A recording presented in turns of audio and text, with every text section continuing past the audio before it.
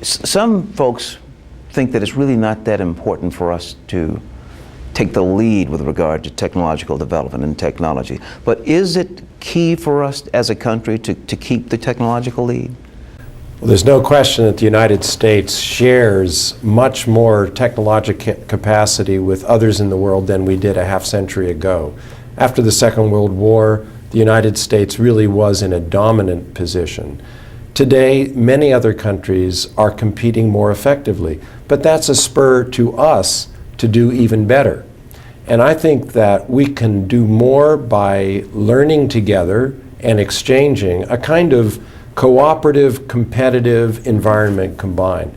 And by the way, I don't think there's a trade-off between solving our problems today and preparing research to do better in the future.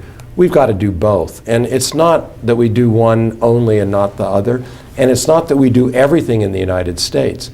But if we don't wake up and do more to prepare our young people to invest in science, to apply the conditions that will enable businesses and others to innovate, we're going to fall behind. And we cannot afford to do that. Well, that's what I was going to say. Are you worried? What happens in the country if we do fall behind? What can you envision would be the difficulties that we would have as a country? Let me give you a little metric before Ralph answers that question. I'm listening. Everybody says, are we investing too much? You know, we can't afford it, this, that, and the other. Let me tell you what we're talking about. The federal investment in science and engineering research today is less than the rise of healthcare costs in every 7 weeks.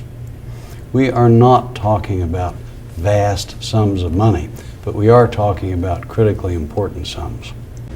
Well, let me make sure I want to make sure I got that correctly. So we're really not talking about a whole lot of money then, based upon what you're telling me. In the grand scheme of the federal budget and of our country, we absolutely are not talking about vast sums of money in terms of the needed investments in research. Just important. Let me go back to the underlying reasons. There's both a practical reason and I think a less practical reason why we want to stay at least competing, if not in the lead. First, at the practical level, because of our standard of living being higher than most of the rest of the world, we're never going to be able to compete again for low labor costs. At least we hope we won't. That is, our people are used to being paid more, so that it's understandable that a lot of the lower paid jobs have moved elsewhere in the world, even in bulk manufacturing. It's going to be hard to get back some of those industries, although we should try. We have to, therefore, add value economically. We have to do things more at the innovation front, developing new products and new concepts, largely through technology. On the less practical side, when you go around the world, you see an enormous respect for the United States based on our higher education system and our science. And that's a very inspirational part of America to the rest of the world. We don't want to give that up.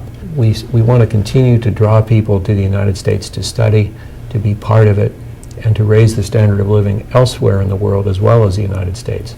And we think we can do that if we stay in the lead.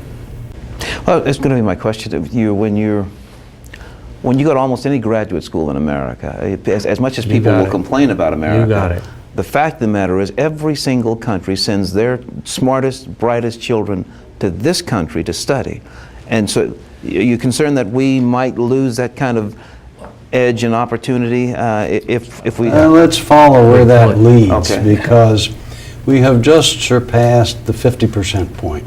Over half of the graduate students in this country in the physical sciences and engineering are now international students. This has been a wonderful strength of this country, our welcoming, our openness. They've come here, they've studied, huge numbers have stayed, they've become our entrepreneurs, our professors. They're a source of great excellence and energy for the United States of America. But there has to be a limit.